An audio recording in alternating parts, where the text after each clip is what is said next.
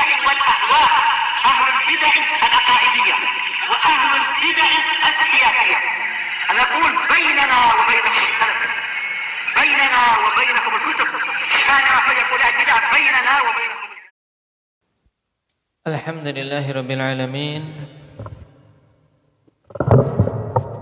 والصلاة والسلام على المبعوث رحمة للعالمين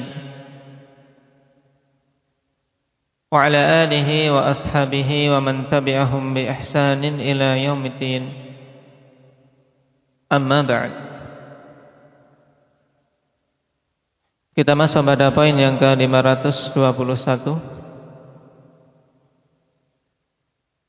Udhkur ba'da man 'amiya minas sahabah. Apa maknanya? Zaifah.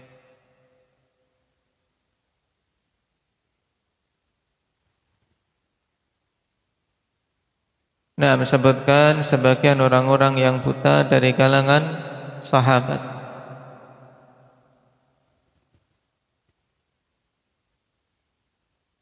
Wal jawab mimman amiya minas sahabati Ibnu Abbas radhiyallahu anhuma. Di antara orang-orang yang buta dari kalangan sahabat radhiyallahu anhum ajma'in, yaitu Ibnu Abbas radhiyallahu anhuma. Dan kebutaan ikhwanifillah merupakan ujian yang besar bagi seorang hamba. Bahkan Allah Subhanahu wa taala atau bahkan Rasulullah sallallahu alaihi wasallam kabarkan tentang besarnya balasan bagi orang-orang yang diuji dengan kebutaan kemudian bersabar.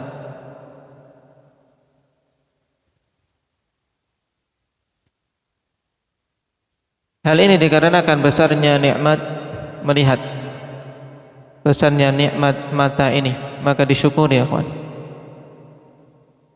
Dengan mata ini kita bisa melihat terangnya dunia dan bisa membaca ayat-ayat Allah Subhanahu wa taala yang mulia. Dengannya kita bisa mempelajari ilmu. Maka sungguh merupakan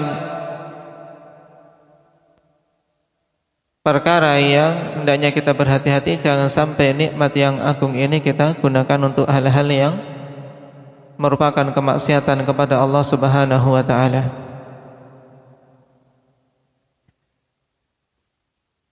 Abdullah bin Abbas radhiyallahu anhuma termasuk di antara deretan para sahabat yang Allah Subhanahu wa taala uji dengan kebutaan di akhir-akhir umur beliau. Bukan dari kecil. Qala faqad jaa'a 'an Muhammad bin Amr bin Atha annahu qala kuntu jalisan 'inda Abdullah bin Abbas radhiyallahu anhuma. Telah datang riwayat dari Muhammad bin Amr bin Atha bahwasanya beliau mengatakan, dulu aku duduk di sisi Abdullah bin Abbas radhiyallahu anhuma. Fadakhala alaihi rajulun min ahli al-Yaman. Kemudian masuk menemui beliau seorang laki-laki dari penduduk Yaman. Faqala assalamualaikum warahmatullahi wabarakatuh. Thumma zada syai'an ma'a dzalika aidha. Maka laki-laki itu mengatakan assalamualaikum warahmatullahi wabarakatuh dengan tahiyat Islam yang sempurna. Thumma zada syai'an ma'a dzalika aidha. Kemudian beliau atau orang tadi menambahkan sesuatu bersamaan dengan salam tersebut. Setelah mengucapkan salam secara sempurna, beliau menambahkan, yaitu laki-laki tadi maksudnya. Qala Ibnu Abbas radhiyallahu anhuma wa huwa yawma idzin qad dhahaba basaruh. Maka Ibnu Abbas radhiyallahu anhuma mengatakan dalam keadaan beliau saat itu sudah hilang penglihatannya. Naam. Man hadza? Beliau mengatakan, siapa orang ini? Qalu hadzal yamani alladhi yaghshaka fa'arafuhu iyyah. Maka mereka mengatakan dia adalah seorang laki-laki Yamani yang menemuimu. Maka mereka pun memperkenalkan laki-laki itu kepada Abdullah bin Abbas radhiyallahu anhuma. Faqala Ibnu Abbas, inna salama intaha ila barakah. Sungguhnya salam itu berakhir sampai pada barakah, yaitu wa barakatuh.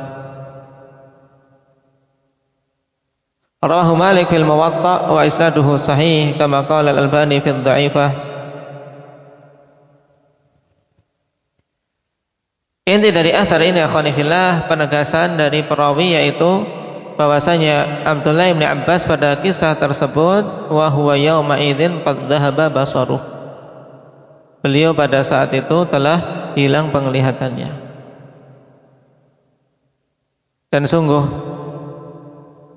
beruntung beliau ketika masa-masa muda dimanfaatkan mata tersebut untuk betul-betul memahami agama Allah Subhanahu wa taala. Melakukan berbagai macam perjalanan untuk menemui para sahabat, mengambil ilmu dari mereka sepeninggal Nabi sallallahu alaihi wasallam. Sehingga ketika telah tua, Allah Subhanahu wa taala ambil penglihatan tersebut, beliau sudah memiliki bekal yang cukup menjadi seorang alim rujukan di zamannya.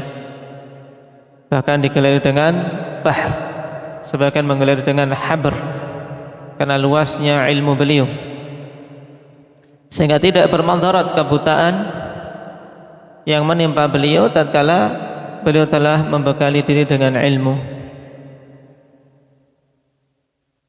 dan akan semakin mempertinggi derajat beliau dikarenakan kesabaran dalam menerima ujian tersebut. Kemudian faedah yang lain dari athar ini akhwani fillah berhubungan dengan masalah salam, dan ini faedah bagus. Perkataan Abdullah bin Abbas radhiyallahu anhuma yang diriwayatkan oleh Imam Malik dengan sanad yang sahih, inna salam intaha ila barakah. Bahwasanya salam itu berakhir pada barakah, sehingga setelah mengucapkan assalamualaikum warahmatullahi wabarakatuh tidak usah ditambah-tambah wa maghfiratuh atau na'am wa atubu ilaihi dan seterusnya. Na'am, tidak perlu. Baik. Salam ya berakhir pada barakah. Apalagi kalau kemudian seseorang menambah dengan salam-salam dari umat agama lain, ini apa? Jelas kemungkarannya. Jelas kemungkarannya, bahkan bisa mencapai kekufuran. Karena memang Rasulullah SAW bimbingkan akhwanifillah dalam hadis-hadis yang banyak tentang tata cara dan adab salam. Tidak ada satu riwayat pun yang melebihi lafaz assalamualaikum warahmatullahi wabarakatuh sampai wabarakatuh. Di sana pada sebagian riwayat ada tambahan wa maghfiratuh bagi seorang yang menjawab ketika ingin mengamalkan ayat wa idza huyyitum bi tahiyyatin fahayyu bi ahsana minha aw rudduha. Apabila kalian diberi tahiyat, diberi penghormatan, maka balaslah dengan tahiyat yang lebih bagus atau sama. Nah, ketika ada seorang mengucapkan salam yang sempurna, assalamualaikum warahmatullahi wabarakatuh, bagaimana untuk menjawab yang lebih bagus? Pada sebagian riwayat ada tambahan, jawabannya adalah dengan menambahkan wa maghfiratuh. Berarti waalaikumsalam warahmatullahi wabarakatuhu wa maghfiratuh. Tapi riwayat ini akhwani fillah syadzah, karena menyelisih riwayat-riwayat yang lain, dan juga jelas menyelisih apa yang ditegaskan oleh Abdullah bin Abbas di sini, innas salam intaha ila barakah. Isyarat kepada riwayat-riwayat yang ada yang menunjukkan penambahan setelah barakah itu adalah riwayat yang apa? Yang lemah. Riwayat yang lemah. Dan perkara salam, ikhwani fillah, perkara penting untuk kaum muslimin menyebarluaskannya. Karena sungguh ini termasuk syiar di antara syiar-syiar kaum muslimin yang semakin meredup. Semakin meredup. Bahkan sebagian tidak mengetahui keutamaan salam. Naam. Taib. Yang orang-orang Yahudi sangat iri terhadap kaum muslimin. Tapi ternyata kaum muslimin banyak yang tidak mengetahui keutamaannya. Menganggap hanya sebagai sesuatu yang sifatnya seremonial saja.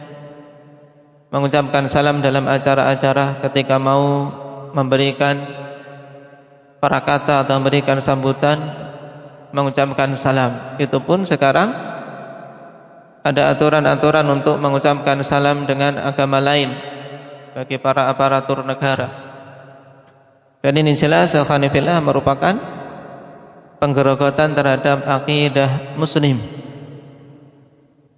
Seorang muslim wajib untuk memiliki kepribadian dan memiliki kekokohan dalam memegang agamanya. Cuman terus menerus digerogoti sehingga seorang muslim tidak lagi yakin tentang kebenaran agama dan menganggap semua agama benar, dan ini adalah usaha di antara usaha musuh-musuh Allah Subhanahu wa taala. Makanya salam sebarluaskan, ikhwan. Naam. Taib, walaupun dengan yang paling minimnya assalamualaikum. Ini cukup. Naam.